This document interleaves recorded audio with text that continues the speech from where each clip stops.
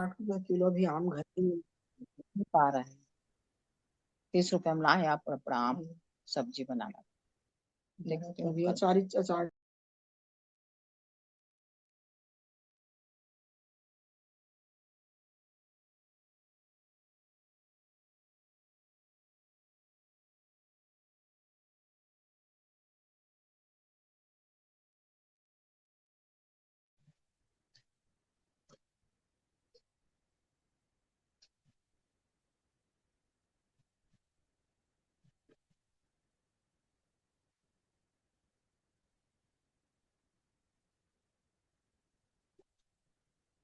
कान पकड़े।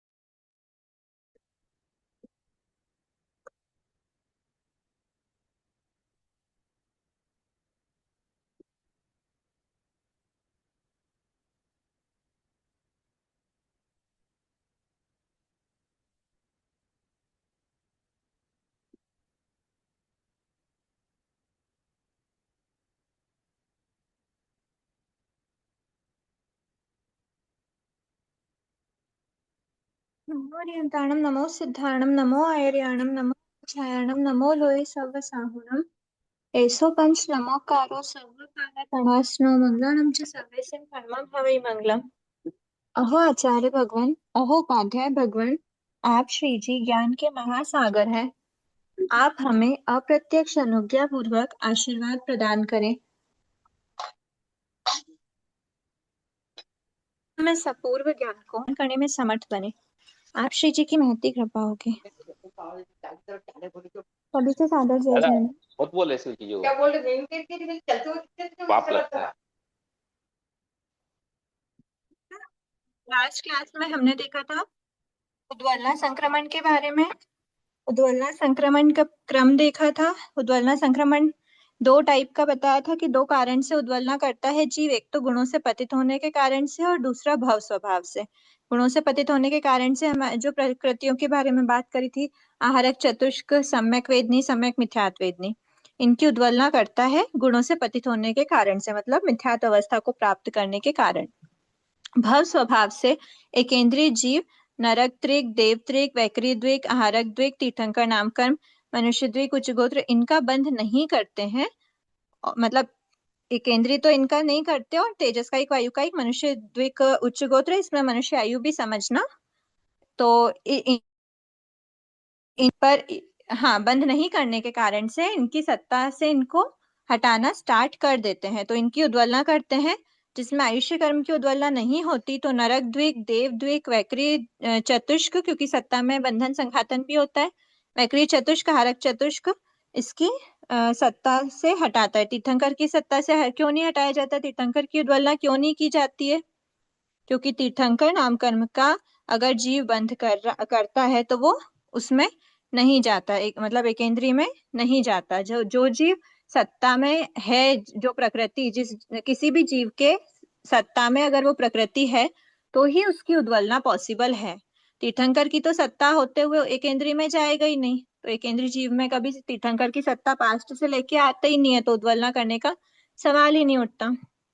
ये हो गई। अब इनका क्रम क्या था, तो इनका क्रम इस प्रकार देखा था कि पृथ्वी कायिक, अपकायिक, तेजस कायिक, सॉरी पृथ्वी कायिक, अपकायिक, वनस्पति कायिक में पहले सबसे पहले अगर नॉर्मल बिना हरक चतुष्क की सत्ता वाला है तो पहले देवद्विक, फिर नरक द्विक, वैकृत चतुष्क, ये सात में 6 प्रकृति।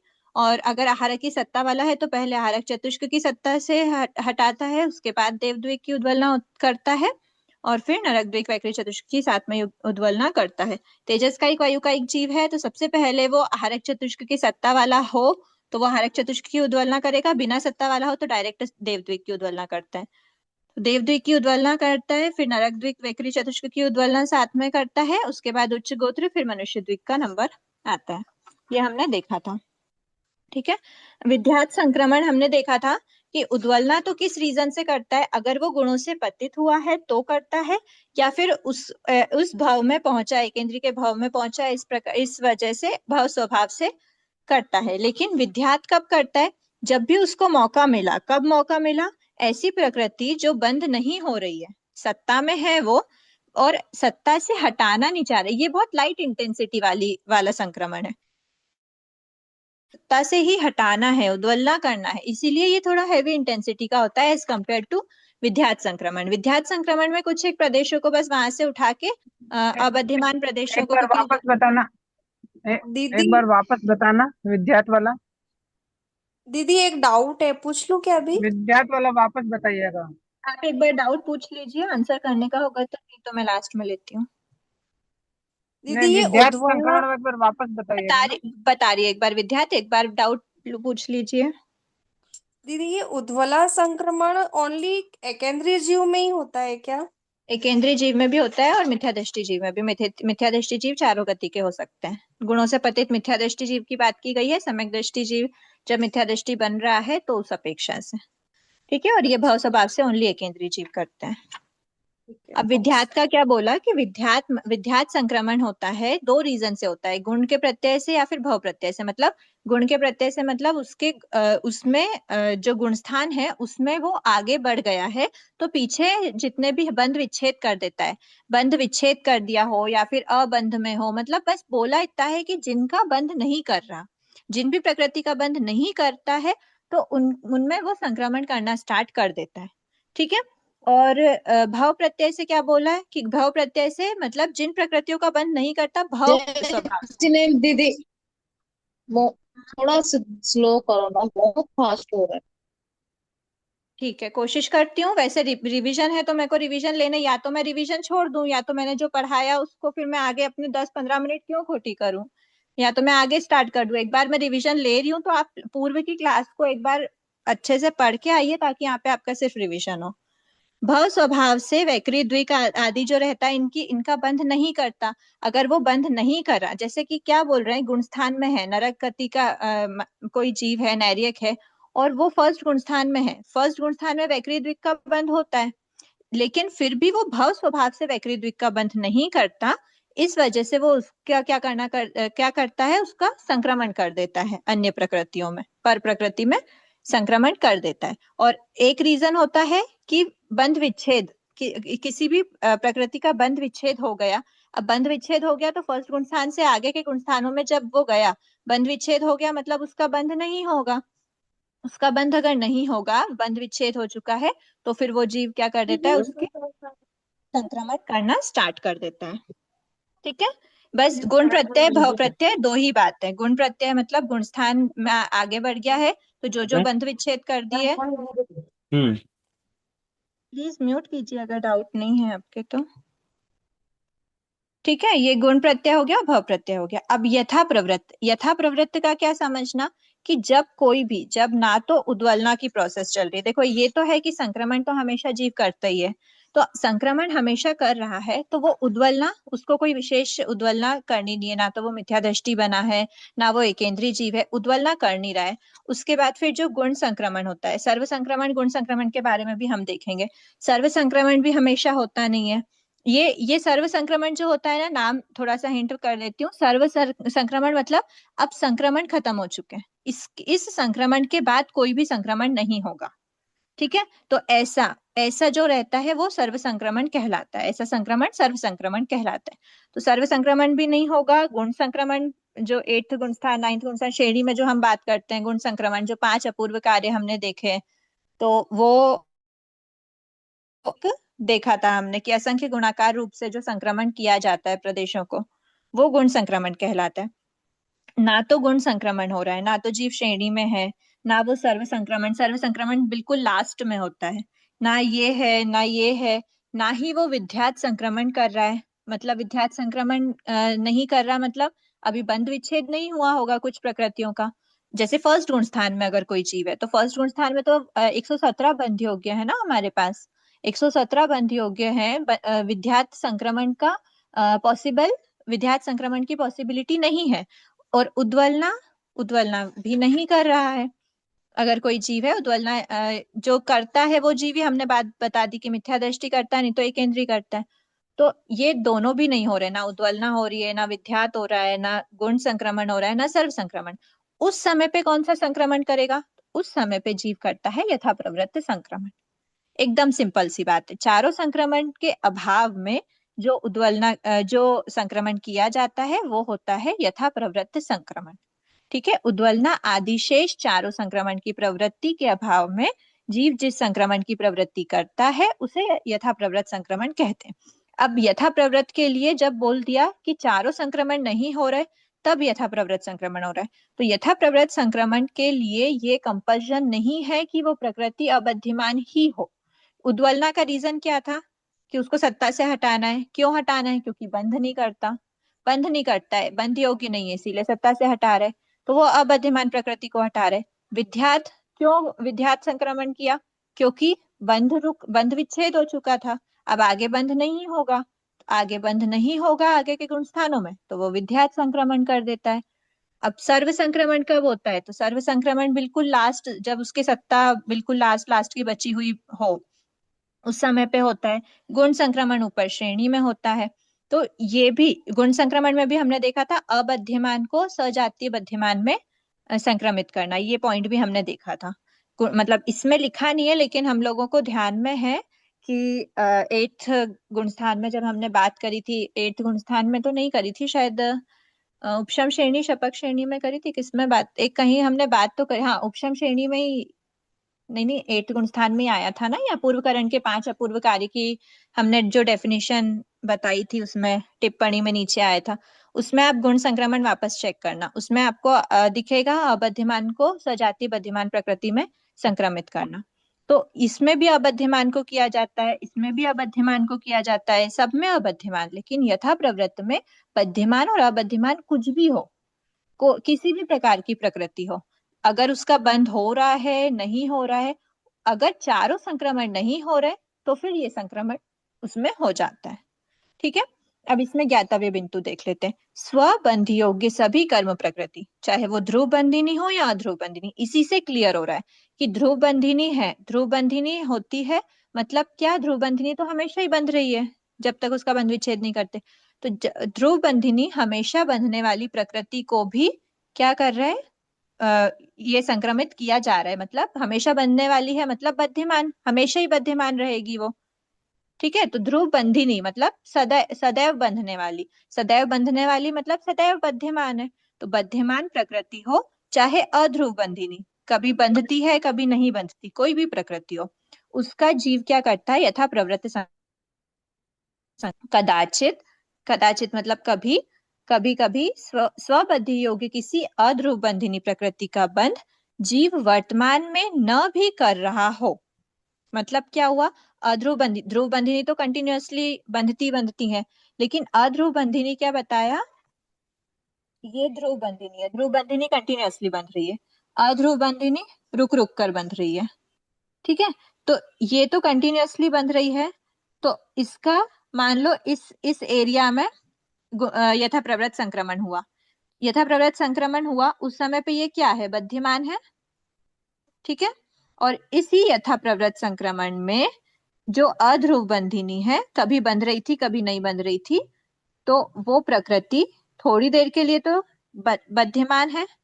लेकिन इस पॉइंट में क्या कहा कि अध्रुव बंधिनी का बंध जीव वर्तमान में न भी कर रहा हो तो भी उस प्रकृति का बध्यमान, मतलब इस अबंध की अवस्था में भी, इस समय पे उसका बंध नहीं हो रहा, अबध्यमान है, अबध्यमान की अवस्था में भी उसका संक्रमण होता है। क्योंकि हमने बोला यहाँ से लेकर यहाँ तक संक्रमण की रेंज हमने बताई, तो वो बध्यमान हो चाहे अबध्यमान हो, दोनों केस में उसका संक्रमण संभव है। संभव है क्या मतलब करता है, अगर शेष चार नहीं कर रहे तो करता ही है। जैसे पहले गुण स्थानवर्ती, एग्जाम्पल क्या दिया कि पहले गुण स्थानवर्ती मनुष्य, कोई मनुष्य है, त्रस और स्थावर दोनों क्या है, बंध योग्य। त्रस और स्थावर ध्रुव बंधिनी है कि अध्रुव बंधिनी है? त्रस और स्थावर नाम कर्म प्रकृति ध्रुव बंधिनी है या अध्रुव बंधिनी? अध्रुव बंधनी। अध्रुव बंधिनी, क्योंकि ये बंध में वो है ना, क्या बोलते हैं उसका अपोजिशन में, बंध में विरोध, बंध में विरोध है इनका, बंध विरोधिनी प्रकृति है। अगर त्रस का बंध हो रहा है तो स्थावर का नहीं होगा। मतलब जब इनका बंध रुक रहा है, जब इनका बंध रुक रहा है, इसका अर्थ हुआ कि ये अब अध्रुव बंधिनी है। तो त्रस व स्थावर ये दोनों बंध योग्य प्रकृतियां हैं। किसमें? फर्स्ट गुण स्थान में। बंध योग्य तो दोनों है, लेकिन एक समय में एक ही प्रकृति का बंध करता है। तो जब वो एक समय में एक प्रकृति का बंध कर रहा है, अगर वो त्रस का बंध कर रहा है तब भी त्रस का वो हो रहा है, यथाप्रवृत्त संक्रमण हो रहा है। अगर वो त्रस का बंध रोक कर स्थावर का बंध कर रहा है तो स्थावर का भी यथाप्रवृत्त संक्रमण हो रहा है। तो दोनों अपनी अपनी जगह पे बध्यमान हो गई। अब जब त्रस का बंध कर रहा था उस समय वो त्रस का भी त्रस का भी संक्रमण कर रहा है, स्थावर का भी संक्रमण कर रहा है। त्रस का बध्यमान के रूप में मतलब बध्यमान प्रकृति है इसलिए संक्रमण हो रही है, स्थावर अबध्यमान है तो भी संक्रमण हो रही है। तो यथाप्रवृत्त संक्रमण में क्या समझना, बध्यमान अबध्यमान दोनों का संक्रमण करता है जीव। ठीक है।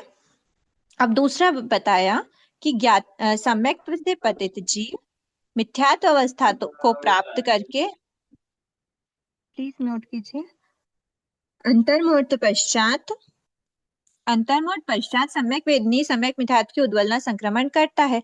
बताना चाह रहे ये पॉइंट बध्यमान अबध्यमान का समझ में आ गया कि ध्रुव बंधिनी जो प्रकृति होती है, ध्रुव बंधिनी प्रकृति तो हमेशा ही बंधती है, हमेशा बंधती है, मतलब जब उसका संक्रमण हो रहा है, यथाप्रवृत्त संक्रमण हो रहा है तब वो बध्यमान ही है। लेकिन अध्रुव बंधिनी प्रकृति कभी बंधती है और कभी रुक जाती है, कभी फिर बंधती है, कभी रुक जाती है, कभी बंधती है।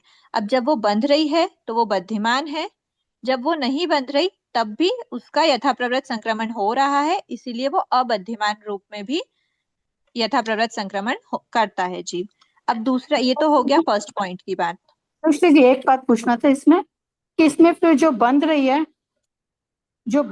प्रकृति, उसका फिर संक्रमण कौन सी प्रकृति में होगा? जो बध्यमान है पर प्रकृति में ही होगा। अच्छा, जैसे कि स्थावर में हो जाएगा, त्रस बंध रही है तो त्रस का स्थावर में हो जाएगा, ऐसा हो सकता है? स्थावर में ही जरूरी नहीं है, कुछ मतलब में भी, बस हाँ, बध्यमान होना चाहिए। हाँ, स्थावर अगर बंध रही है तो बध्यमान में, बस इतना बात ध्यान रखना कि संक्रमण बध्यमान में ही होता है। अगर किसी भी प्रकृति को हाँ, तो त्रस का प्रकृति स्थावर है, में होगा ही नहीं, फिर त्रस का स्थावर में होगा ही नहीं, त्रस का किसी अन्य प्रकृति में ही होगा। जो आपने क्या बोला, मैंने सुना नहीं बध्यमान आपने किसको रखा था, पर बध्यमान होना आवश्यक है। जो भी अगर अच्छा, आपने बोला है कि स्थावर बध्यमान है, नहीं, मैंने कहा था कि त्रस बध्यमान है तो मैंने हाँ, सोचा था कि जब तो बध्यमान फिर था किसमें होगा? अगर त्रस बध्यमान है और मान लो यश कीर्ति बध्यमान है तो त्रस नामकरण का यश कीर्ति में जाएगा, बध्यमान से बध्यमान में गया, पर जाना हमेशा बध्यमान में, ये ध्यान रखना है। ठीक है ना। अब सेकंड पॉइंट क्या बोल रहे हैं, सेकंड पॉइंट बोल रहा है कि हमने देखा जीव मिथ्या दृष्टि अवस्था को प्राप्त करता है, अंतर्मुहूर्त पश्चात वो इनकी उद्वलना स्टार्ट करता है, सम्यक वेदनी सम्यक मिथ्यात्व वेदनी, है ना। तो जब वो उद्वलना स्टार्ट करता है तब वो कौन सा संक्रमण करता है, उद्वलना संक्रमण। तो फिर अगर हमने बोला कि हर समय संक्रमण कर रहा है जीव और अंतर्मुहूर्त के बाद उद्वलना संक्रमण स्टार्ट करेगा, इस बीच में क्या होगा? इस बीच में होता है यथाप्रवृत्त। आया समझ में? यथा प्रवृत्त मतलब मौके पे चौका, जब कोई भी नहीं हो रहा है तब यथा प्रवृत्त हो जाता है। ठीक है, मतलब वो संक्रमण कहलाता ही यथा प्रवृत्त है। जब कोई भी संक्रमण नहीं हो रहा है, कोई स्पेशल टाइप का संक्रमण नहीं हो रहा, तो वो जो संक्रमण होता है उसको हम बोल देते हैं यथा प्रवृत्त संक्रमण। से पतित मिथ्यात्व अवस्था को प्राप्त करने पर अंतर्मुहूर्त पश्चात, हाँ, अंतर्मुहूर्त सम्यक्त से पतित हुआ है, अभी तक यहाँ तक उसके ये सम्यक्त अवस्था थी, जो भी सम्यक्त हो या फिर सम्यक मिथ्यात्व, जो भी अवस्था हो, वो मिथ्यात्व उससे पतित होकर मिथ्यात्व अवस्था को प्राप्त किया। हमने कल देखा था मिथ्यात्व अवस्था को प्राप्त करने के अंतर्मुहूर्त पश्चात जीव सम्यक वेदनी सम्यक मिथ्यात्व की क्या कर देता है, उद्वलना स्टार्ट कर देता है। जब वो उद्वलना स्टार्ट करता है उसको हम बोलते हैं उद्वलना संक्रमण, बराबर। अब जब वो इस पॉइंट से उद्वलना संक्रमण स्टार्ट कर रहा है, तो इस बीच में क्या होगा, इस बीच में तो उसने उद्वलना स्टार्ट कर ही नहीं है, मतलब उद्वलना संक्रमण नहीं कर रहा है, तो इस समय पे जो संक्रमण करता है उसको बोलते हैं यथा प्रवृत्त संक्रमण। ओके, क्लियर हुआ? थैंक यू, समझ में आ गया। प्रारंभ के अंतर्मुहूर्त काल तक उद्वलना आदि चारों संक्रमण की प्रवृत्ति के अभाव में होने वाला होने से जीव यथा प्रवृत्त संक्रमण करता है। ठीक है, अब थर्ड पॉइंट क्या बोल रहे हैं? दीदी एक सेकंड, दीदी ये तो समझ में आ गया यथा प्रवृत्त करते हो, तो वो कौन सी प्रकृति का करेगा उस समय? सबका, सारे ही हमने बताया ना कि जो भी ये है, जितनी भी बद्धमान हो या अबद्धमान हो, कोई भी प्रकृति का, पर प्रकृति में संक्रमण करना।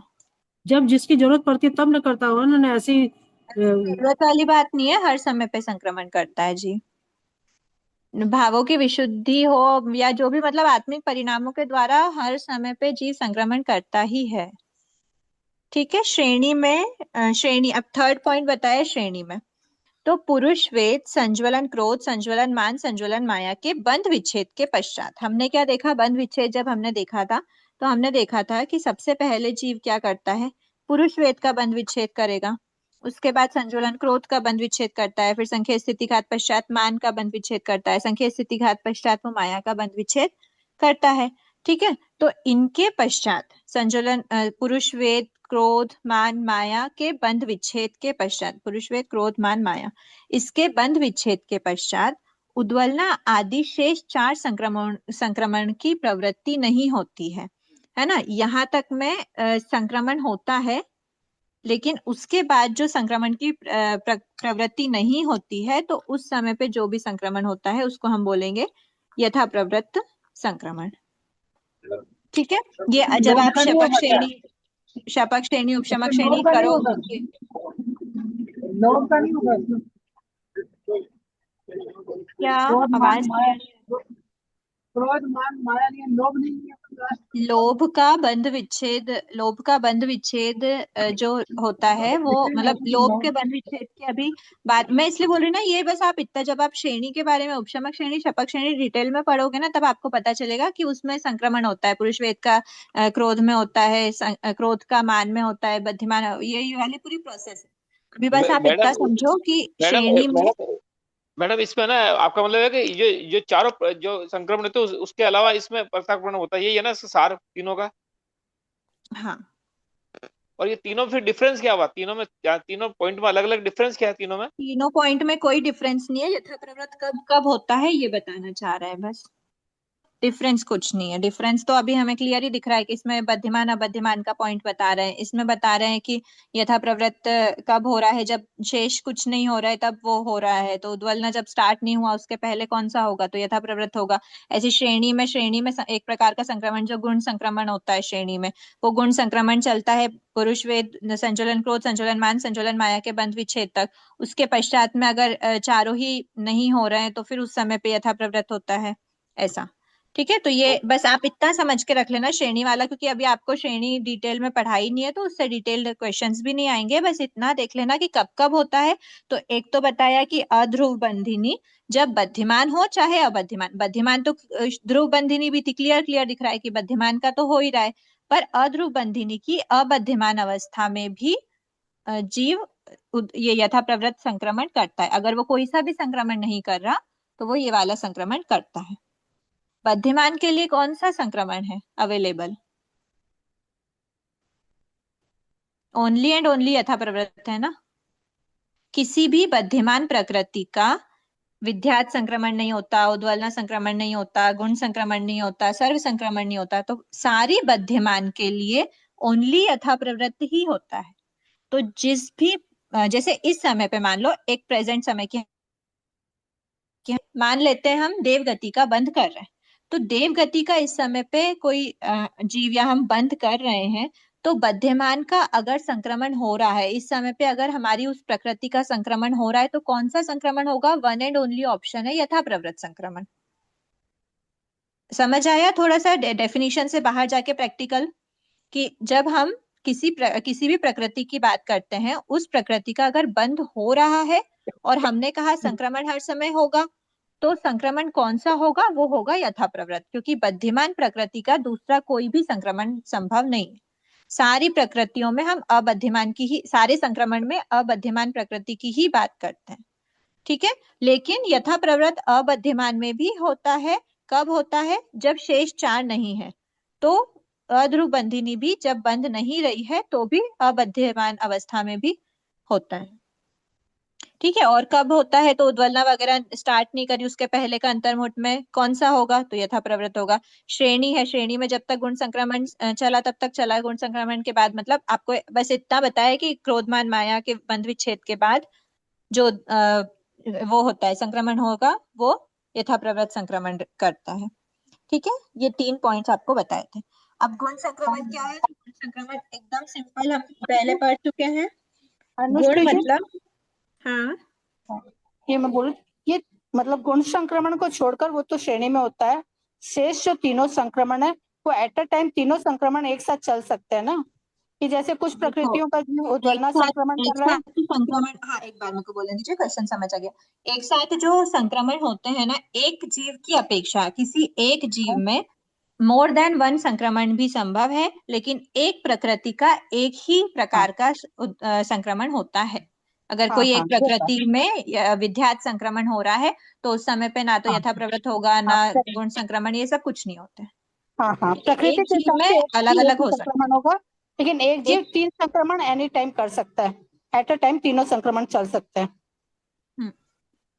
ठीक है। ये अब गुण संक्रमण क्या है? गुण मतलब गुणाकार रूप से, तो असंख्य गुणाकार रूप से जो संक्रमण करता है, कब करता है? ये बहुत विशुद्धि में करता है, अत्यंत विशुद्ध परिणामों में, अबध्यमान बध्यमान प्रकृति में असंख्य गुणाकार रूप से संक्रमित करना, वो कहलाता है गुण संक्रमण।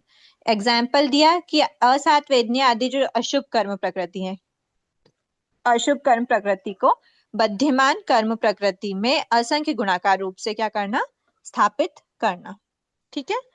असात वेदनी जो भी बध्यमान है, सात वेदनी बध्यमान होगी।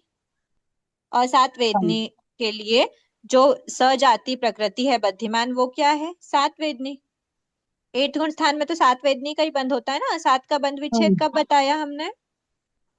छठे गुण स्थान, छठा गुण स्थान के अंतिम समय में, मतलब छठे गुण स्थान में बंध विच्छेद होता है असात वेदनी का। उसके आगे सिर्फ सात वेदनी बंधता है, और अगर असात वेदनी का संक्रमण करवाना है तो किसमें होगा? अपने सजाति प्रकृति में ही होता है, और वो बध्यमान होना जरूरी है। सात वेदनी का बंध होता है और वो सजाति प्रकृति है, और उसको क्या कर रहे हैं? असंख्य गुणाकार रूप से संक्रमित कर रहे हैं। असंख्य गुणाकार रूप से क्या समझना? कि जो प्रदेश थे, जो हमारे निषेक में प्रदेश हैं, वो प्रदेश 1 2 3 4 प्रदेश नहीं उठा रहे। अगर एक समय में उसने कुछ प्रदेश उठाए हैं, मान लो एक्स प्रदेश उठाए, तो एक्स प्रदेश दूसरी पर प्रकृति रूप में करे, तो अगले समय में वो एक्स इंटू असंख्य इतने सारे प्रदेशों को उठा के संक्रमण करता है। उसके तीसरे समय में इसका पूरा इंटू असंख्य, मतलब हर समय वो असंख्य गुणाकार, चौथे समय इसका पूरा इंटू असंख्य, हर समय वो असंख्य गुणाकार रूप से क्या करता है? प्रदेशों को उठा के संक्रमण करता है। इसको बोलते हैं गुण संक्रमण। ये अत्यंत विशुद्ध भावों में होता है। अब सर्व संक्रमण देख लेते हैं। हेलो, सर्व संक्रमण, एक बारी अनुश्री जी, एक बार एक क्वेश्चन पूछना था। अभी ये कहा है कि 8वें गुण स्थान में जीव असात वेद्य आदि अशुभ कर्म प्रकृतियों को बध्यमान कर्म प्रकृतियों में असंख्य गुणाकार रूप से संक्रमण करता है। क्वेश्चन लीजिए प्लीज, थोड़ा सा पास चलना है। तो ये 8वें गुण स्थान में तो असात वेदनीय का बंद ही नहीं हो रहा, तो फिर वो कैसे करेगा? नहीं हो रहा ना, बंद नहीं हो रहा, वो अबध्यमान है। अबध्यमान को बध्यमान में संक्रमण करना, वही मैंने बताया कि सात वेदनी में होगा, कि सात वेदनी बध्यमान।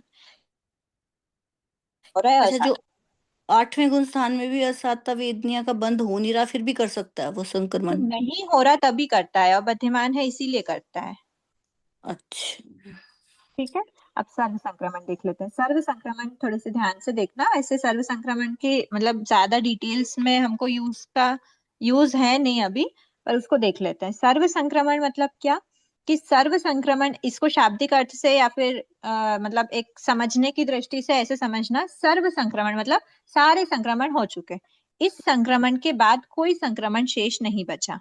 तो ऐसा कब होगा, मैंने कहा कि हर समय पे क्या होगा, हर समय पे जीव संक्रमण करता ही रहता है, कभी क्या कभी क्या, कभी कुछ नहीं करेगा तो यथा प्रवृत्त कर देगा। तो ऐसा कब हो गया कि संक्रमण रुक गया, तो संक्रमण तभी रुकता है जब उसके आगे कोई भी संक्रमण नहीं हो, ऐसा तभी होगा जब उसका सत्ता खाली हो गई हो। अब सत्ता ही नहीं बची तो संक्रमण क्या होगा, अब जब सत्ता ही नहीं बची है तो संक्रमण नहीं होगा। उसमें हमने बोला कि अगर ये हमारा निषेक है और इस निषेक में मान लेते हैं कि ये टोटल मतलब सत्ता यहाँ तक है, ठीक है। अब उसमें एक और बात हमने बोली है कि एक आवलिका तक तो संक्रमण नहीं होता, ठीक है। तो मतलब क्या, इसके ऊपर का संक्रमण हो रहा था हो रहा था हो रहा था, अब ये लास्ट समय जो संक्रमण हुआ, उस संक्रमण के बाद क्या आ गई, उदय आवलिका आ गई, और उसके बाद कोई भी सत्ता नहीं है। वैसे मेरे को नीचे से बताना चाहिए था, नीचे से एक एक समय आगे बढ़ते हैं हम लोग, आपको समझ में आया ही होगा वैसे कि ये अगर ये फर्स्ट समय का है तो सेकंड समय में निषेक ऐसा हो जाता है, थर्ड समय में निषेक ऐसा हो जाता है, मतलब कम होता जाता है ना। तो क्या बता रहे हैं कि ऐसे कम होते होते ये इतना था, इसमें इतने सारे थे उदय आवलिका के ऊपर वाले के सबका संक्रमण हो रहा था, इसमें उदय आवलिका के ऊपर वाले सबका संक्रमण हो रहा था, जो भी संक्रमण हो रहा हो, इसमें उदय आवलिका के ऊपर का संक्रमण सबका हो रहा था। अब सिर्फ एक आवलिका शेष बची, अब जब एक आवलिका शेष बची है तो उसमें संक्रमण नहीं होगा, तो उसमें संक्रमण नहीं होगा मतलब ये उसकी सत्ता ही इतनी बची, इसके आगे अब कोई उसके पास सत्ता ही नहीं है उसके ऊपर जिसका वो संक्रमण कर सके। तो अब एक आवलिका की सत्ता बची है जो कि उदय आवलिका सकल करण के अयोग्य होती है, संक्रमण करण नहीं होगा। अब इसके पहले क्या हो रहा है, जैसे संक्रमण हर समय होता है ना, ऐसे हर समय जीव स्थिति घात भी करता है, अनुभाव घात भी करता है, विशुद्ध परिणाम रहते हैं तो अनुभावों को बढ़ाता भी है, अपवर्तना उद्वर्तना सब होती है। तो जैसे स्थिति घात हो रहा था, स्थिति घात हर समय किया, अब स्थिति घात के बिल्कुल लास्ट स्थिति घात की लास्ट फली, स्थिति घात हमने कैसे देखा था, यहाँ जैसे मान लो ये घात्यमान कंडक है, ठीक है, तो इस घात्यमान,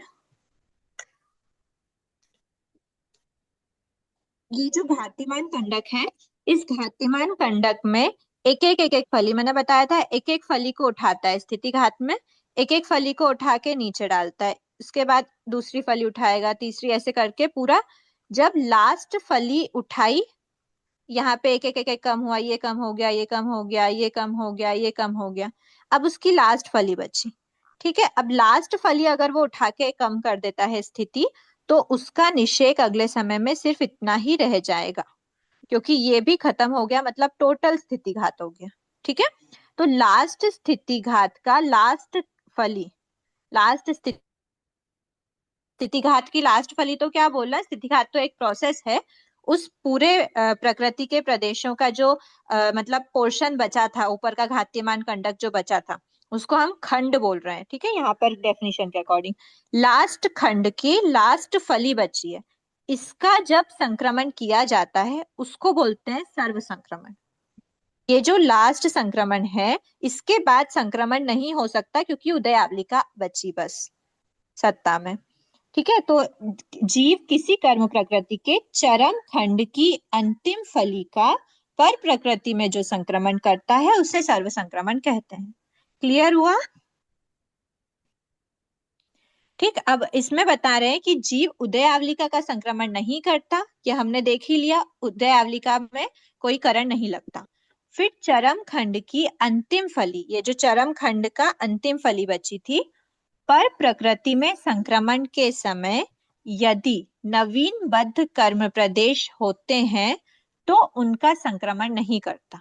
अगर नए भी कोई बांध के उसमें डाले हुए हो तो उसका संक्रमण नहीं होता। ठीक है, ये बताना चाह रहे हैं इसमें सर्व संक्रमण के। इसमें अब सर्व संक्रमण की भी बहुत डिटेल है नहीं, मेरे भी पढ़े हुए नहीं है, मतलब थोड़े आगे आना है, तब तक अगर मैं पढ़ के रखती हूँ तो आप लोगों को वापस बताने के भाव रखूंगी। अभी हमारे पास इतनी ही डिटेल है कि चरम खंड की अंतिम फली की हम बात कर रहे हैं, और उदय आवलिका में संक्रमण, ये सर्व संक्रमण नहीं होगा। किसका होता है? ये होता है चरम खंड की अंतिम फली का। और अगर चरम खंड की अंतिम फली को हमने संक्रमण किया और उस समय पे अगर और भी नए कर्म प्रदेश उसमें बंध गए तो क्या होगा? ये वाला उन प्रदेशों का संक्रमण नहीं करेगा। ठीक है, तो ये हो गए 5 प्रकार के प्रदेश संक्रमण। फिर मैडम उन प्रदेश को क्या होता है बाद में अगर संक्रमण नहीं होगा तो? उनको वो भोग लेता है। अच्छा, भोगना पड़ेगा। हाँ, वैसे भी इतने हाई लेवल पे जाके अगर प्रकृति बंध रही है तो बहुत मतलब बहुत अंतर्मुहूर्त की, बहुत छोटे छोटे स्थिति की बंधती है। ठीक है, अब हम देखते हैं एक स्तिबुक संक्रमण। ये ध्यान से समझना क्योंकि स्तिबुक संक्रमण का हमें सत्ता वाले उसमें आवश्यकता रहेगी। अब इसमें नाम तो दे दिया स्तिबुक संक्रमण, लेकिन ये संक्रमण करण का पार्ट नहीं है। ठीक है, ये संक्रमण करण का पार्ट नहीं है। क्यों नहीं है, इसकी डिटेल्स हम आगे देखेंगे। कुछ डिफरेंस होते हैं प्रदेश संक्रमण में और स्तिबुक संक्रमण में।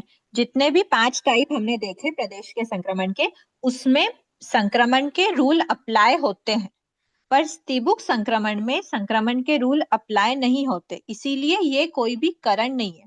जैसे हमने बोला कि संक्रमण करण है और संक्रमण करण के लिए योगी मतलब सहयोगी अवस्था आवश्यक है, योगी अवस्था में करण नहीं होता, तो इसलिए स्तिबुक संक्रमण पे वो रूल अप्लाई नहीं करेगा। इसी से क्लियर हो रहा है कि ये वो नहीं है, संक्रमण करण नहीं है। बस अगर संक्रमण करण नहीं है तो इसको नाम दिया संक्रमण, तो क्यों दिया? सिर्फ नाम दिया है। सिर्फ नाम देने का ये रीजन है कि इसका संक्रमण हुआ है। संक्रमण का शाब्दिक अर्थ क्या देखा था हमने? परिवर्तन। तो इसका जो नेचर था वो मतलब वो प्रदेशों में वो जो नेचर अलॉट किया गया था वो पर प्रकृति रूप हो गया, अब स्वयं के रूप में नहीं बचा। जो भी स्तिबुक संक्रमण जिस मतलब स्तिबुक संक्रमण जैसे यहाँ पे, तो ये जो संक्रमण होते हैं ये बहुत बहुत लंबे टाइम तक के लिए भी हो सकते हैं। बहुत लंबे टाइम मतलब मोर देन 1 समय के भी हो सकते हैं, पर स्तिबुक संक्रमण सिर्फ एक ही समय का होता है। कौन सा होता है वो मैं बताऊंगी। एक ही समय का होता है, मतलब एक ही समय के प्रदेशों का चेंज किया जाता है रूप, उसको बोलते हैं स्तिबुक संक्रमण। ठीक है, अब स्तिबुक संक्रमण जो होता है ना, स्तिबुक संक्रमण पहले ये देख लेते हैं कि किया क्यों जाता है। स्तिबुक संक्रमण इसलिए किया जाता है कि अगर कोई प्रकृति, अभी तक हम किसकी बात कर रहे थे? बध्यमान अबध्यमान की बात कर रहे थे। स्तिबुक संक्रमण में हम बात करते हैं उदयमान है या अनुदयमान है। ये प्रकृति है उदयमान, ये प्रकृति है अनुदयमान। ठीक है, अनुदयमान प्रकृति, अनुदयमान, और ये जीव में दोनों ही प्रकार के निषेक है। जीव में आत्मा में दोनों ही प्रकार के निषेक हैं, दोनों प्रकार की प्रकृति के। ठीक है,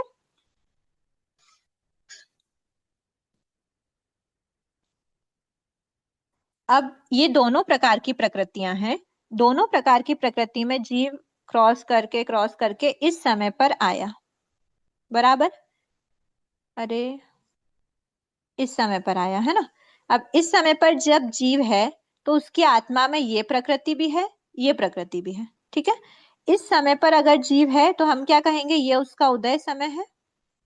यही हमने पढ़ा उदय समय के विषय में कि जो समय रहता है उसको हम बोलते हैं ये उसका उदय समय है।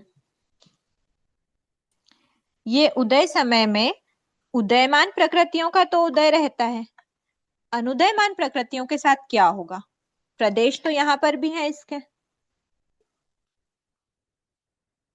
यहाँ पर इसमें भी निषेक में प्रदेश है और इसमें भी प्रदेश है। अब प्रदेश तो है लेकिन वो उदय में आ नहीं सकते, तो वो आत्मा से बाहर कैसे जाएंगे? तो वो आत्मा से बाहर जाते हैं लेकिन स्वयं के रूप में बाहर नहीं जाते। उस समय पे उनका रूप परिवर्तन होके उदयमान प्रकृति के रूप में कन्वर्ट हो जाते हैं और उस रूप में वो बाहर जाते हैं। और क्योंकि वो इस रूप में no more, they are no more in this रूप, तो इसीलिए इनकी सत्ता, मतलब ये जो निषेक था, इसमें से ये वाले जितने भी प्रदेश थे अब वो इस रूप में ना बच के इस रूप में हो गए, इसमें जाके वो उदय समय में जाके मर्ज हो गए। ठीक है, तो जब ये उदय समय में उदयमान प्रकृति के प्रदेश बाहर निकलते हैं, उस समय पे ये प्रदेश के बाहर निकलते हैं और ये एक ही समय पे होता है। दिस इज कॉल्ड स्तिबुक संक्रमण। ठीक है, अब इसको मैं एग्जांपल से समझाती हूँ। मान लेते हैं कि असातवेदनी है और ये है सातवेदनी। किसी के सातवेदनी का उदय है, सातवेदनी का उदय है, स्टॉक में असातवेदनी भी है। स्टॉक में जो असातवेदनी है वो असातवेदनी के जो उदय समय, उस निषेक में से उदय समय के जो प्रदेश हैं, ठीक है, सातवेदनी के भी उदय समय के प्रदेश हैं, एक समय की स्थिति वाले प्रदेश हैं जो इसी समय बाहर निकल रहे हैं।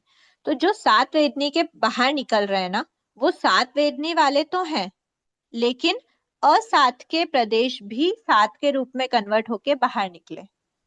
इसको बोलते हैं स्तिबुक संक्रमण। बाहर तो निकले लेकिन स्वरूप में नहीं निकले, पर रूप में निकले। कौन से रूप में निकले? उदयमान प्रकृति के रूप में निकले। ठीक है, इसको बोलते हैं स्तिबुक संक्रमण। ये सिर्फ उदय समय का ही होता है, जो एक समय की स्थिति वाले जो प्रदेश होते हैं, एक समय की स्थिति वाले प्रदेश को ही हम उदय समय में बोलते हैं।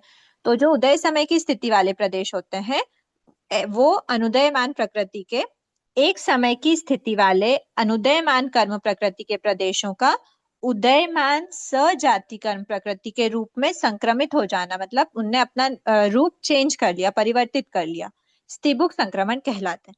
अब ये उदय समय में हो रहा है, मतलब डेफिनेटली उदय आवलिका के अंदर ही हो रहा है। और हमने क्या कहा था? उदय आवलिका सकल करण के अयोग्य होती है। स्तिबुक संक्रमण इसी के अंदर हो रहा है और इसके अंदर करण नहीं होते, मतलब स्तिबुक संक्रमण करण नहीं है। ध्यान में रखना, स्तिबुक संक्रमण कोई करण नहीं है, इसके लिए करा नहीं जाता है, कोई योग के विशेष प्रयत्न की आवश्यकता नहीं होती है, ये स्वतः होता है। क्योंकि सत्ता दोनों की थी, सत्ता उदयमान की भी है, अनुदयमान की भी है।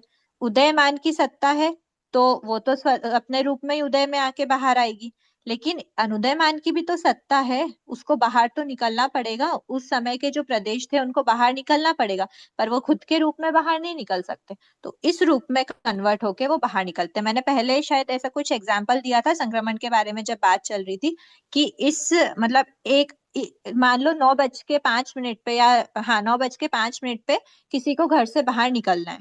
तो अब दो व्यक्ति हैं, एक व्यक्ति तो सीधे सामने के गेट से गया क्योंकि उसने व्हाइट कलर की शर्ट पहनी थी, व्हाइट कलर की शर्ट से ही वो गेट को क्रॉस कर सकता है।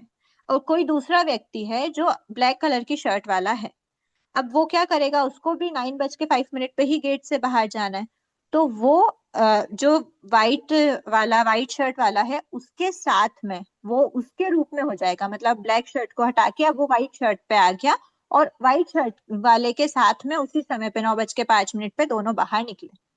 तो अभी तक वो अनुदयमान प्रकृति थी, मतलब ब्लैक शर्ट वाले को माना है अनुदयमान, वो अपने रूप से उसको बाहर तो जाना है, लेकिन अपने रूप के रहते हुए वो बाहर नहीं जा सकती, तो वो उदयमान प्रकृति के रूप में कन्वर्ट होके बाहर निकलती है। उस प्रोसेस को बोलते हैं स्तिबुक संक्रमण। ठीक है, वेदनी कर्म के यही एग्जाम्पल दिया कि एक ही प्रकृति का उदय इसमें होता है। एक भी लाइन हो सकती है क्या कि जैसे है ना, जो कर्म जब अपने रूप में फल नहीं देते हैं, अपनी सजातीय प्रकृति के साथ मिलकर आत्मा से अलग हो जाते हैं, उन्हें स्तुमुख संक्रमण कहते हैं। यही क्या लाइन है? प्लीज डेफिनेशन रिपीट मत कीजिए, मैंने समझा दिया एक बार। अगर आपकी कोई डाउट है तो पूछ लीजिए, नहीं तो हम आगे बढ़ते हैं। क्षमा मतलब आज ना कहना थोड़ा मतलब सा एडजस्ट करके क्लास के हिसाब से चलना पड़ेगा। कोई डाउट है क्या आपके? अगर नहीं, समझ वही आ ना, गया तो बहुत अच्छी बात है, क्योंकि जो एक एक कर्म है एक एक ना, व्यक्ति समझाएगा कि हमको ये समझ आया है तो फिर पूरी क्लास उसी में निकल जाएगी। दीदी ठीक है, कोई डाउट है क्या? दीदी संक्रमण मतलब ये क्या भावों से ही होता है क्या? ये सारी जो संक्रमण और की जो प्रोसेस सारे है। आत्मिक परिणाम है, सारे आत्मिक परिणाम है। ठीक है, अब हम देख लेते हैं कि स्तिबुक संक्रमण को प्रदेश संक्रमण में क्यों नहीं लिया। तो पहला पॉइंट तो ये है कि जो प्रदेश संक्रमण है प्रयत्न पूर्वक किया जाता है, लेकिन स्त्रीबुक संक्रमण स्वयं ही हो रहा है। जैसे ही लास्ट समय उदय समय आया, किसी भी प्रकृति का, ऐसे समझना किसी भी प्रकृति का उदय समय पे उस प्रकृति के प्रदेश हैं बाहर निकलना चाहते हैं, उदयमान होगी तो बाहर निकल जाते हैं, अनुदयमान होगी तो वो उदयमान के रूप में कन्वर्ट होके बाहर निकल जाते हैं। तो अपने आप ही ये होता है, ऐसे इसके लिए कोई विशेष प्रयत्न की आवश्यकता नहीं होती। इसीलिए स्त्रीबुक संक्रमण क्या है, विशेष प्रयत्न नहीं होता है। और हाँ ठीक है, वो ये 14वें गुणस्थान वाला नीचे पॉइंट है। ठीक है, फिर उदयावलिका की बात की गई है कि उदयावलिका सकल करण के अयोग्य होती है, क्योंकि ये करण है, प्रयत्न पूर्वक किया जाता है, इसीलिए ये करण है। तो उदयावलिका के बाहर के जो प्रदेश होते हैं उनमें प्रदेश संक्रमण होता है, लेकिन स्त्रीबुक संक्रमण उदय समय वालों का ही होता है, उदय समय वाले जो प्रदेश है उन्हीं का होता है। ठीक है, सेकेंड पॉइंट में बोल रहे हैं कि ये जो प्रदेश संक्रमण करण जो है इसमें योग के अभाव में नहीं होता, इसलिए 14वें गुणस्थान में प्रदेश संक्रमण नहीं होता। लेकिन स्त्रीबुक संक्रमण में योग की आवश्यकता नहीं होती यहाँ पे सहयोगी अयोगी जीवों के। तो 14वें गुणस्थान में अनुदयमान प्रकृतियों का उदयमान में स्त्रीबुक संक्रमण होता है। 14, जब हम इसमें सत्ता वाली बात करेंगे ना तब हमको पता चलेगा। ठीक है, प्रदेश संक्रमण में जीव कर्म प्रदेश को बद्धिमान के रूप में ही संक्रमित करता है। यहाँ पर बद्धिमान के रूप में होना जरूरी है, लेकिन यहाँ पे हम बद्धिमान हो चाहे अबद्धिमान हो, उदयमान होना चाहिए, ये बता रहे हैं। वो प्रकृति, जैसे कि मैंने क्या बोला, मान लो जैसे अभी हमने सात असात का एग्जाम्पल लिया था, अब मैं इसको उल्टा ले लेती हूँ। असात वेदनी है, सॉरी सात वेदनी है अनुदयमान, और असात वेदनी है उदयमान, मतलब किसी के मान लो असाता का उदय चल रहा है। अब तो असाता के उदय रहते जो भी उसके आत्मा में सात वेदनी के प्रदेश हैं वो असाता के रूप में क्या हो रहा है, बाहर निकल रहे हैं। अब मान लो वो जो जीव है वो अप्रमत्त जीव है, अप्रमत्त अवस्था में असात वेदनी का बंध नहीं होता। अप्रमत्त जीव असात वेदनी का बंध नहीं कर रहा, लेकिन उसके असाता का उदय है, शरीर में कोई भी असाता है, सिर दुख रहा है, कुछ भी हो रहा है, उस समय पे उसके असाता के प्रदेश जो बाहर जा रहे हैं वो प्रकृति बद्धिमान नहीं भी है, और मान लो कोई प्रमत्त अवस्था वाला जीव है तो बद्धिमान है। बद्धिमान हो या ना हो, वो दोनों में ही अगर वो उदयमान है तो वो प्रकृति के रूप में संक्रमित हो जाएंगे, मतलब चेंज हो जाएंगे, स्त्रीबुक संक्रमण हो जाता है। तो इसमें बोला है कि प्रदेश संक्रमण के में जीव कर्म प्रदेश को बद्धिमान के रूप में ही संक्रमित करता है। स्त्रीबुक संक्रमण में बद्धिमान अथवा अबद्धिमान के रूप में संक्रमित होने का कोई नियम नहीं है। क्या नियम है, उदयमान होनी चाहिए। प्रदेश संक्रमण में उदयमान अनुदयमान दोनों प्रकृति को संक्रमित के रूप में संक्रमित हो सकता है, लेकिन स्त्रीबुक संक्रमण में कंपलसरी है उदयमान ही होना चाहिए। ठीक है, तो इसीलिए ये दोनों डिफरेंट है, इसीलिए स्त्रीबुक संक्रमण को प्रदेश संक्रमण के लक्षणों से भिन्न माना है। क्लियर हो गया? ठीक है, अब हम एक बार हमने पढ़ा है जो भी इसमें हमने सिर्फ सत्ता रिलेटेड चीजें देखी थी कि सत्ता से क्षय करना है, सत्ता से बाहर करना है, तो किस प्रकार किया जाता है। जो स्त्रीबुक संक्रमण भी होता है ना, वो सत्ता मतलब सत्ता से बाहर निकालने के लिए ही मोटा मोटा यूज किया जाता है स्त्रीबुक संक्रमण को। बस ऐसा देखते हैं कि वो प्रकृति उदयमान है या नहीं है। ठीक है, अब यहाँ तक में एक बार फिर से क्लियर हो गया सबके। उद्वलना संक्रमण देखा हमने, पहले संक्रमण क्या होता है, संक्रमण 4 टाइप के हैं, प्रकृति स्थिति अनुभाव और प्रदेश। इसमें से हमको सिर्फ प्रदेश संक्रमण की बात की गई है। प्रदेश संक्रमण मतलब प्रकृति के कर्म प्रदेशों को अन्य प्रकृति के प्रदेशों के रूप में परिवर्तित करना। 5 टाइप के हमने देखे थे। उद्वलना मतलब, उद्वलना का क्या अर्थ देखा, उद्वलना अगर किसी जीव का बंध नहीं है, किसी कर्म प्रकृति को सत्ता से निर्लेप करने के लिए जो संक्रमण होता है वो उद्वलना संक्रमण कहते हैं। ठीक है, तो सत्ता से मतलब सत्ता से निर्लेप करना मतलब सत्ता से बाहर क्यों कर रहे हैं, सत्ता क्यों हटा रहे हैं, 2 रीजन से हटाते हैं। एक तो वो गुणों से पतित हो गया है, मिथ्यात्व अवस्था को प्राप्त हो गया, तो उसको अच्छी वाली प्रकृतियां जो है उनको बाहर हटाना है। और दूसरा है कि वो एक इंद्रिय में चला गया, भव स्वभाव से करता है वो। ये हमने दोनों पॉइंट देखे थे। कौन कौन सी प्रकृति थी ये आज हमने रिवाइज कर ही लिया है। रूल क्या होते हैं, रूल पहला तो बोला कि मूल कर्म के अंदर अंदर ही उत्तर प्रकृति में होता है, किसी एक मूल कर्म की दूसरे मूल कर्म में संक्रमण नहीं करता। फिर अंदर ही अंदर अगर करता है तो दर्शन मोहनी चारित्र मोहनी का भी आपस में नहीं करता। दर्शन मोहनी का आपस में होगा, चारित्र मोहनी का अंदर आपस में होगा, इंटरचेंज नहीं हो सकता उसमें। फिर आयुष्य कर्म में भी आपस में चारों प्रकृति है, तो उनका भी हो सकता है क्या? नहीं, आयुष्य कर्म का संक्रमण नहीं होता। फिर बद्धमान अबद्धमान दोनों का संक्रमण करता है। बद्धमान प्रकृति का जो मतलब बद्धमान और अबद्धमान डोनर प्रकृति दोनों हो सकती है, लेकिन जिस रूप में संक्रमित किया जा रहा है वो बद्धमान होना कंपलसरी है। फिर बताया उदय आवलिका के अंदर रहे हुए का संक्रमण नहीं होता, क्योंकि जो उदय आवलिका होती है सकल करण के अयोग्य होती है, उसमें कोई भी करण नहीं लगता, तो उसके बाहर वाले प्रदेशों का संक्रमण होता है। ठीक है, उसके बाद ये देख ही लिया था विध्यात संक्रमण, हमने देख लिया कि जब भी बंध विच्छेद कर दिया हो, ऊपर गुण स्थानों में चले गया, या फिर वो भव के कारण से, भव स्वभाव से उनका बंध नहीं करता, तो उनको संक्रमण करना। यहाँ पे वो सत्ता से खाली नहीं करता, यहाँ पे क्या करता है, एकेंद्रीय जीव भी वैकृत द्विक का बंध नहीं करते, नैरिक जीव भी वैकृत द्विक का बंध नहीं करते, पर ये अपने मतलब सत्ता से खाली कर दे ऐसा नहीं करता, ये भाव स्वभाव से ही सत्ता से खाली करना चालू कर देते हैं, भले सत्ता से खाली हो या ना हो। बहुत लंबे टाइम तक अगर केंद्रीय में रह गया तो सत्ता से खाली हो जाता है, पर मान लो कि वो बहुत लंबे टाइम नहीं रहा, पल का संकेतन भाग जितने में उसको खाली करना था उतना नहीं रहा, तो भी क्या होगा, वो वापस आ सकता है, मतलब सत्ता उसकी खत्म हुई उसके पहले ही वो ऊपर दूसरे भाव में चले गया। लेकिन यहाँ पर तो कंपलसरी है कि सत्ता खाली करता ही नहीं है, वो सिर्फ उसके प्रदेशों को संक्रमण करता रहता है, क्योंकि वो उसके बंद नहीं हो रही हैं, तो वो संक्रमण कर देता है जो स्टॉक में पड़ी है उनका। मतलब ओवर पावर करने वाली बात होती है, अगर बंद होता है किसी प्रकृति का तो ही उसकी पावर होती है।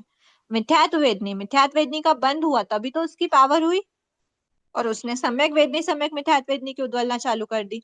जब शायिक सम्यक्त की प्रोसेस में हम मिथ्यात्व वेदनी को क्षय करते हैं, याद आया 24 की सत्ता वाला पहले मिथ्यात्व वेदनी को क्षय करके 23 वाला बनता है, फिर 22 वाला बनता है, फिर वो कृतकरण अवस्था को प्राप्त करता है, फिर वो सम्यक वेदनी की भी सत्ता क्षय कर देता है। याद आया शायिक सम्यक्त की प्रोसेस में? तो उसमें क्या करता है, वो सबसे पहले मिथ्यात्व को क्षय करता है, मतलब A4 को तो क्षय करता ही है, उसके बाद सबसे पहले वो मिथ्यात्व को क्षय करता है। क्यों? क्योंकि मिथ्यात्व को बंद नहीं हो रहा था, उसकी पावर खत्म हो गई। लेकिन वहीं अगर वो फर्स्ट गुण स्थान में आया कोई भी जीव, तो अपनी पावर दिखाने लगता है कि अब मिथ्यात्व में आ गया है, तो ये आहारक चतुर्थ सम्यक वेदनी सम्यक मिथ्यात्व की उद्वलना चालू कर दो, सत्ता से हटाना चालू कर देता है। ठीक है, तो अगर वो बंद नहीं रही तो विध्यात संक्रमण हो गया। यथा प्रवृत्त, जब कोई भी संक्रमण नहीं हो रहा उस समय कोई संक्रमण होता है, दैट इज कॉल्ड यथा प्रवृत्त संक्रमण। एकदम शॉर्ट में समझना, ये 3 बार में एग्जाम्पल बताया कि 3 जगहों पर हो सकता है। एक तो हो सकता है कि बध्यमान हो रहा है, ध्रुव बंधिनी है, तो सारी बध्यमान प्रकृतियों का यथा प्रवृत्त ही होता है, लेकिन अध्रुव बंधिनी में अबध्यमान अवस्था में भी यथा प्रवृत्त संभव है। अगर कोई दूसरे 4 नहीं हो रहे तो यथा प्रवृत्त हो जाएगा। सम्यक से पतित हुआ, मिथ्यात्व को प्राप्त किया, अंतर्मुहूर्त बाद उद्वलना स्टार्ट करेगा, उस फर्स्ट का जो अंतर्मुहूर्त रहता है उसमें यथा प्रवृत्त होगा। वैसे ही श्रेणी में इनके बंध विच्छेद के पश्चात चारों की अभाव होने से यथा प्रवृत्त करता है। गुण संक्रमण क्या है, तो अनंत विशुद्धि वाली जो स्टेज होती है उस समय पे गुण संक्रमण करता है, असंख्य गुणाकार रूप से उसको संक्रमित करता है। असंख्य गुण अधिक प्रदेशों को वो कन्वर्ट, हर समय असंख्य गुण अधिक प्रदेशों को कन्वर्ट करता जाता है। के अंतिम फली, चरम मतलब लास्ट खंड की अंतिम फली को दूसरे रूप में ट्रांसफर करना। उदयावलिका के अंदर वाली नहीं होगी, उदयावलिका के बाहर ही होगी। ठीक है, और अगर उसमें भी नए बांधे गए हैं तो मैंने बताया ना, बंद हो गए मतलब उनकी पावर हो गई, तो अगर नए बांधे तो फिर उनका संक्रमण नहीं हो सकता। जो पुराने बद्ध थे, पूर्व बद्ध, उसका ये जब ये वाली जो पार्ट है ना, ये आप लोग श्रेणी पढ़ोगे ना तब उसमें आता है, नवीन बद्ध प्रदेशों का ऐसा होता है और पूर्व के जो है उनका ऐसा होता है। ठीक है, अभी एक बार सत्ता स्वामित्व देख लेते हैं। इसके लिए ना ये सेम हमको वैसे जैसे अभी 3 द्वार हमने बंध स्वामित्व उदय स्वामित्व में समझे, वैसे ही हमको सत्ता स्वामित्व में भी समझना है। एक तो हम उत्तर प्रकृतियों में देख लेंगे कि इनकी सत्ता कहाँ तक रहती है, कौन कौन से गुणस्थान में रहती है, और फिर हम गुणस्थान वाइज पूरा चार्ट बना के उसको देखेंगे। और आप मानोगे नहीं, बंध स्वामित्व सत्ता और बंध स्वामित्व और उदय स्वामित्व हमको जितना टफ लगा, सत्ता स्वामित्व उतना ही इजी लगेगा। ठीक है, बस एक बार ये प्रकृतियां देख ली ना हमने कि कौन सी प्रकृति कहाँ तक सत्ता रहती है, तो वो उसके बाद फिर हमारा ये चार्ट बनाना भी बहुत आसान हो जाएगा। और ये प्रकृतियां भी समझना बहुत आसान है, ज्यादा बड़ी बात नहीं है। मैं कुछ पहले टिप्स बता दूंगी, उसके अकॉर्डिंग हम फॉलो करके चलते जाएंगे। ठीक है, अब सबसे पहले ज्ञातव्य बिंदु देख लेते हैं। ज्ञातव्य बिंदु, सत्ता वाली जब बात आती है ना, मूल कर्म की अपेक्षा से बात याद करो। मूल कर्म की अपेक्षा हमने जब बात करी थी, तो किसी भी मूल कर्म की सत्ता अगर चली गई तो क्या वो वापस आ सकती है? क्या उसमें हमने शादी का भंग देखा था सत्ता में? नहीं आ सकते। नहीं आ सकती। किसी भी नहीं मूल आ कर्म की अगर सत्ता चली गई है तो वो वापस नहीं आ सकती। लेकिन उत्तर प्रकृतियों में ऐसा संभव होता है। तो कैसे संभव होता है, मतलब ऐसा क्यों बोला कि संभव होता है? जो A4 है, अनंतानुबंधी चतुष्क, उसकी एक बार आप खुद अपने उपयोग से सोचो कि अनंतानुबंधी चतुष्क का क्षय हमने अभी तक जो जितना पढ़ा है उसमें कब कब हमने उसके बारे में चर्चा करी है? क्या प्रथमोपशम के पहले A4 का क्षय होना कंपलसरी है? नहीं। हाँ, शुभम। प्रथमोपशम की प्राप्ति की योग्यता जब हमने देखी थी, तो उसमें हमने ऐसा कुछ कहा था क्या कि A4 के सत्ता से रहित वाला जीव है? ऐसा नहीं कहा A4 था। तो क्या उपशम कहा होगा। था? क्या कहा था A4 हमने? तो उपशम। एक बार क्या कहा था हमने?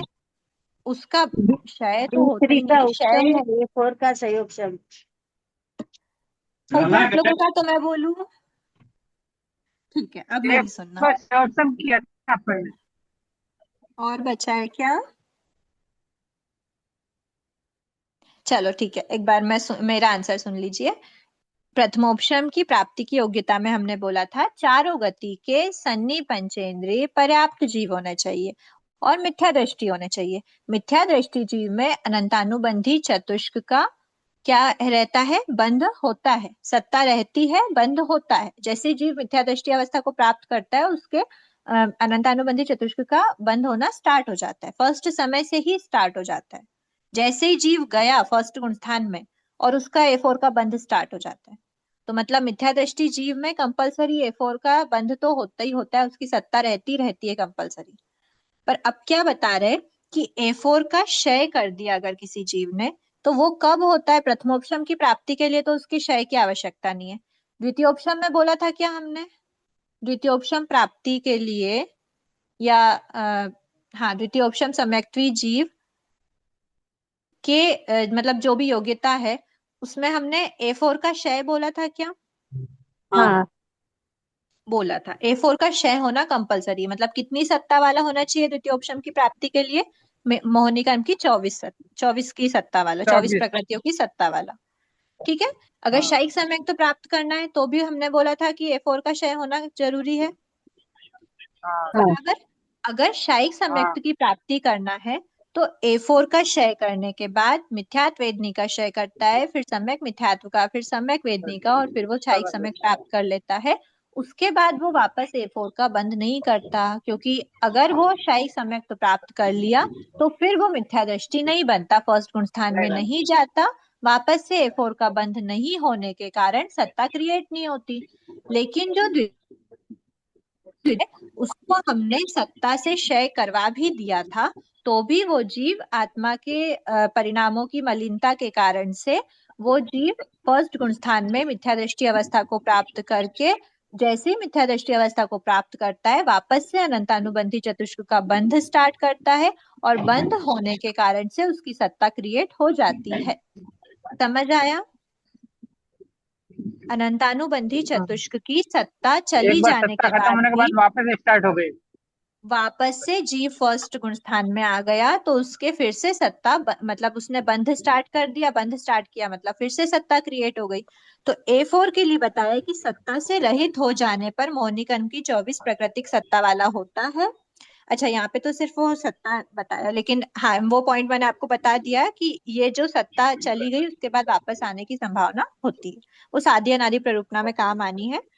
तत्पश्चात मिथ्यात्व वेदनी की सत्ता से रहित होने, जो मतलब मिथ्या मोहनी कर्म की बताया 28 की सत्ता वाला अगर कोई जीव है, 4 से 7 गुणस्थानवर्ती क्षयोपशमिक सम्यक दृष्टि जीव है।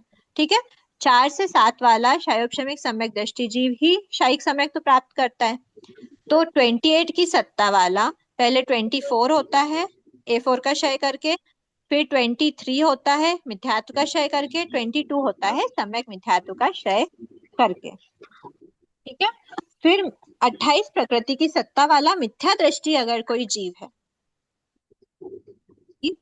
अब मिथ्या दृष्टि जीव होगा तो क्या करेगा आप बताओ। मिथ्या दृष्टि जीव क्या करता है, फर्स्ट मतलब 28 की सत्ता वाला था, मिथ्या दृष्टि बना, जाते ही अंतर्मुहूर्त बाद वो उद्वलना स्टार्ट कर देता है। सम्यक वेदनी की। और अगर उसने पीएबी काल तक रह लिया तो सबसे पहले सम्यक वेदनी की उद्वलना कर देगा, तो एक प्रकृति माइनस हो गई, 27 प्राकृतिक सत्ता वाला हो गया। अगर दोनों वापस से पीएबी काल आगे तक में वो रहा और सम्यक मिथ्यात्व की उद्वलना कर दी तो वो 26 प्रकृति की सत्ता वाला हो जाएगा। ठीक है, तो ये बताना चाह रहे हैं कि कितनी कितनी प्रकृति की सत्ता जीव में रह सकती है मोहिनी कर्म के। 28 की सत्ता भी देखो, सबसे अनादि मिथ्या दृष्टि में तो 26 की रहेगी, और 28 की सत्ता वाला अगर मिथ्या दृष्टि जीव है तो वो उद्वलना के बाद 27 भी बन सकता है, 26 भी बन सकता है। और अगर वो सम्यक दृष्टि है 28 की सत्ता वाला तो वो शायिक सम्यक की प्राप्ति की प्रोसेस में वो 24 भी हो सकता है, 23 और 22 भी हो सकता है, और फिर टोटल अगर शायिक सम्यक तो प्राप्त हो जाएगा तो 21 भी हो सकता है। अनेक प्रकृतियों की सत्ता का क्षय, अब इसमें बताया कि स्त्रीबुक संक्रमण के द्वारा सत्ता क्षय बहुत सारी प्रकृति का, मैं बता रही टोटल हमारी 148 प्रकृति हैं सत्ता की अपेक्षा। तो सत्ता की अपेक्षा 148 प्रकृतियों में से हम 72 प्रकृतियों को स्त्रीबुक संक्रमण के द्वारा निकालते हैं, मतलब बहुत ह्यूज अमाउंट है। ठीक है, तो बहुत सारी प्रकृतियों का क्षय स्त्रीबुक संक्रमण के द्वारा होता है। ऐसी प्रकृतियों की स्वरूप सत्ता अंतिम स्त्रीबुक संक्रमण से एक समय पहले तक ही रहती है। हमने क्या देखा, जब स्त्रीबुक संक्रमण होता है ना, प्लीज म्यूट कीजिए ना, बैकग्राउंड से थोड़ा सा डिस्टरबेंस आ रहा है। जब भी स्त्रीबुक संक्रमण होता है तो ये जो लास्ट समय रहता है ना, ये उदय समय में इसकी सत्ता एग्जिस्ट नहीं करती, उस समय पे वो ये ही सत्ता के रूप में हो जाता है।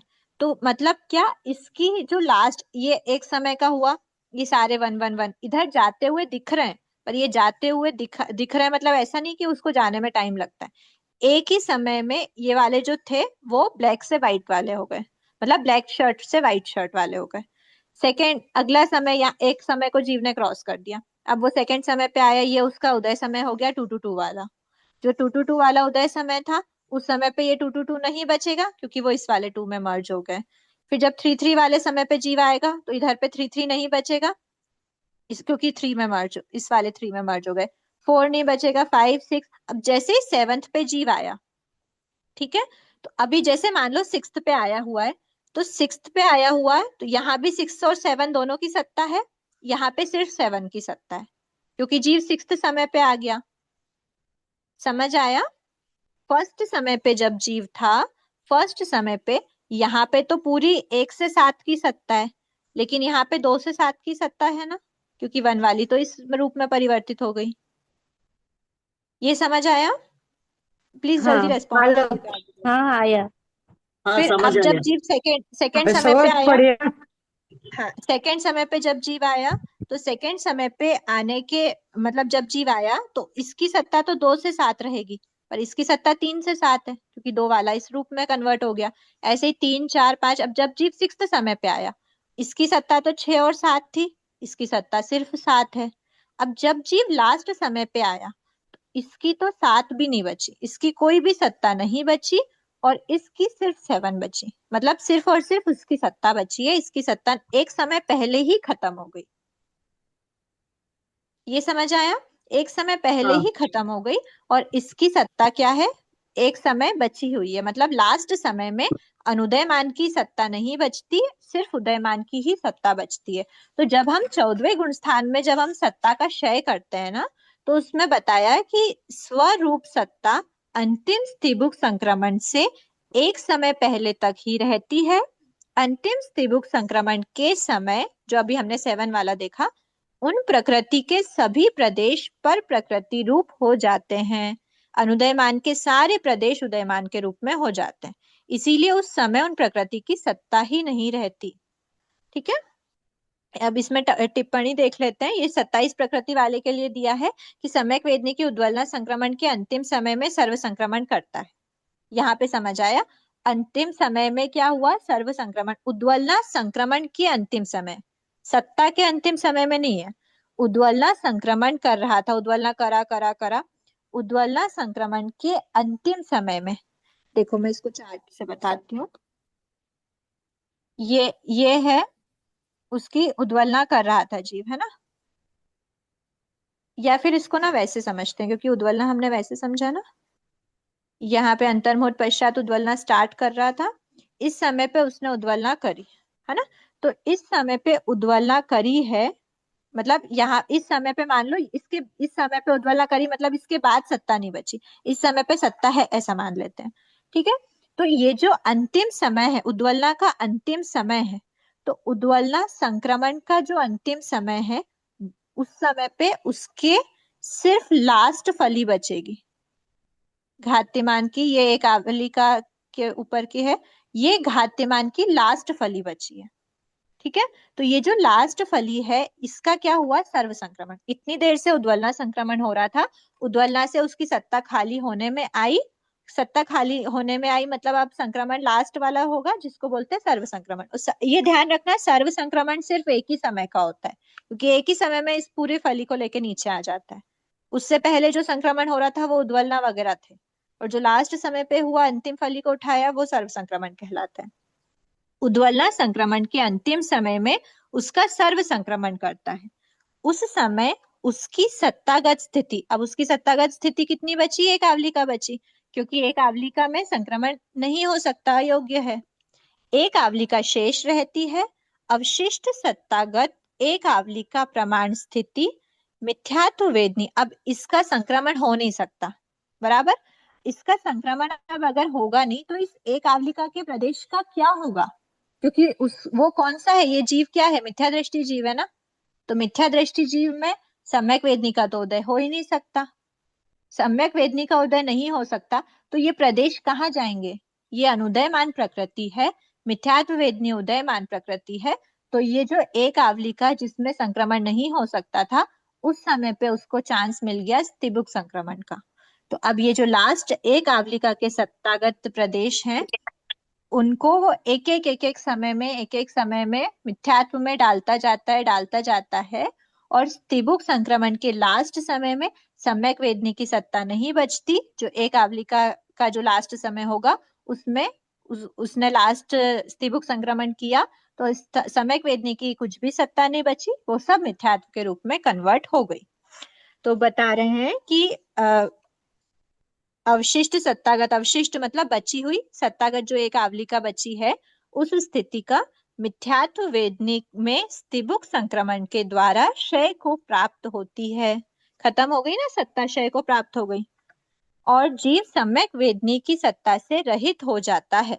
और सत्ता से रहित हो गया तो वो कितना कहलाया? 27 प्राकृतिक कहलाया। अब 26 प्राकृतिक कैसे बना? तो इसके बाद में वापस पीएबी काल के बाद में सम्यक मिथ्यात्व वेदनी की भी लास्ट, ये मान लो, अब ये मान लेते हैं ये सम्यक मिथ्यात्व वेदनी के उद्वलना, यहाँ पे उद्वलना संक्रमण हो रहा था, उद्वलना संक्रमण का लास्ट समय है, तो इस समय पे उसको अंतिम फली हटानी है। तो इस समय पे जो अंतिम फली उसको हटानी है उसको बोलते हैं सर्व संक्रमण। उसने सर्व संक्रमण किया, ये लास्ट फली उसने, ये पूरा उसका घात्यमान कंडक है, ये एक आवलिका है, ये घात्यमान कंडक में हटाते हटाते हटाते एक आवलिका, एक फली बची, उसको भी उसने हटा दिया। अब जब उसको उसने हटाया तो अब इतनी जो अनुदयमान प्रकृति है, सम्यक मिथ्यात्व अनुदयमान है, उसको वो उदयमान मिथ्यात्व वेदनी में क्या करता है? एक आवलिका से अधिक है ये एक आवलिका की ये वाले प्रदेशों को इस रूप में कर देता है, बाहर निकल गए, ऊपर नहीं डालता, ये ध्यान रखना, ऊपर कभी नहीं डालेगा, प्रदेशों की स्थिति नहीं बढ़ाता, उदय समय में ही निकालता है बाहर। ये एक निकली, ठीक है, तो इसकी सत्ता इतनी बची थी, इसकी सत्ता एक कम हो गई। अब ये वापस से इसकी जो ये वाली थी, इसके बाद वाली, तो ये वाली कम हो गई और ये वाली निकल रही है।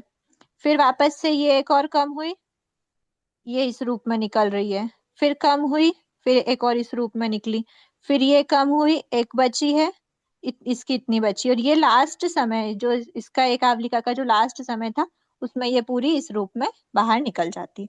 अब इसकी पूरी सत्ता खत्म हो गई, मतलब इसकी उद्वलना हो गई है। ठीक है, ऐसे ही मिथ्यात्व वेदनी का भी समझना जैसे हमने सम्यक वेदनी का समझा। फिर बोल रहे हैं कि ये जो क्षय है, अन्य प्रकृति के जो क्षय है, वो विवक्षित कर्म प्रकृति के रूप में रहे हुए सभी कर्म प्रदेशों का आत्मा से अस्तित्व नष्ट कर देना या नष्ट हो जाना क्षय कहलाता है। कोई भी प्रदेश उसमें नहीं बचे। ये मैंने पहले भी बता दिया था कि प्रदेशों का क्षय होना अलग बात होती है, और उस पूरी प्रकृति का एक भी प्रदेश नहीं बचा, तब हम मानेंगे कि उस पूरी प्रकृति का क्षय हो चुका है। ठीक है, फिर उपयुक्त विषय ये जो है, ये जो स्त्रीबुक संक्रमण वाला है, स्त्रीबुक संक्रमण का एक व्यवहारिक उदाहरण से इसमें पीछे परिशिष्ट में दिया गया है। परिशिष्ट में नहीं है, शायद चैप्टर के एंड में ही दिया हुआ है। ग्लास और वाटर, मतलब वाटर के एग्जाम्पल्स है। परिशिष्ट में है कि इसी में ही दिया गया? हाँ, ये रहा। 100 पेज पे मैडम, 100 पेज पे। हाँ, तो ये जो है, ये पानी है, ये शरबत है। तो ये यहाँ से बताया है कि पहले चरम समयवर्ती, हाँ, पहले समय में क्या करा, पहले समय का जो पानी था वो शरबत में मिला दिया, तो शरबत की 4 ग्लास हो गई, पानी की 3 ही ग्लास बची। दूसरे समय में शरबत की 3 ग्लास है, पानी की 2 ही ग्लास बची। तीसरे समय में पानी की तीसरे मतलब जो भी द्विचरम समय, सेकेंड लास्ट समय बचा, सेकेंड लास्ट समय में शरबत की तो 2 ग्लास है, पानी की 1 ही ग्लास बची, क्योंकि ये वाला इसमें मिक्स हो चुका है। और लास्ट समय में शरबत की 1 ही ग्लास बचती है, पानी की 1 भी ग्लास नहीं बची, क्योंकि वो पानी भी इसमें मिक्स हो चुका है। अब पानी का ग्लास एक भी नहीं बचा, मतलब जो अनुदयमान प्रकृति थी, चरम समय में उसकी सत्ता नहीं बचती है, लेकिन जो उदयमान प्रकृति है उसकी एक समय की सत्ता रहती है। तो हम क्या बोलेंगे कि इसका इसके रूप में क्षय किया, पर प्रकृति के रूप में क्षय किया। उसकी सत्ता एक समय पहले ही खत्म हो गई थी, लास्ट समय में उसका एग्जिस्टेंस नहीं बचा, वो किसी दूसरे रूप में कन्वर्ट हो चुकी है। ठीक है, तो इसको इतना ही रखते हैं। कल की क्लास में हम लोग ये जो प्रकृतियां हैं इनको डिस्कस कर लेंगे। ये प्रकृतियों के पहले मैं आपको एक टिप्स बता दूंगी कि इस क्रम से हम जाएंगे तो फिर आपको थोड़ा सा इजी रहेगा। ठीक है, आज इतना ही रखते हैं। अहो आचार्य भगवान, एग्जाम की डेट मुझे भी एक्चुअल पता नहीं है अभी आपकी, मेरे पास अगर इंफॉर्मेशन आएगी तो शायद आप लोगों के पास भी ग्रुप में तब आ जाएगी। अहो आचार्य भगवान, अहो 3 के बाद भगवान, रखिएगा। आपकी कृपा से जो ज्ञान हमने सीखा है वह ज्ञान हमारे भीतर विनय की अभिवृद्धि करे, सहनशीलता का विकास करे, सरलता को बढ़ाए, हम निष्प्रिय बने, अनासक्त बने, यत्नशील बने, पांचों इंद्रियों पर विजय प्राप्त करें और शीघ्र ही परम वितरागता को प्राप्त करें। हमसे हुई अविनय साधना के लिए क्षमा करें। आप सभी से भी क्षमा याचना। जय जिनेंद्र। क्लास होगी क्या संडे को भी? 3 के बाद का रखिएगा डेट। कल संडे देखते हैं, जैसे भी रहेगी अनुकूलता। कल कल मत कीजिए। हाँ।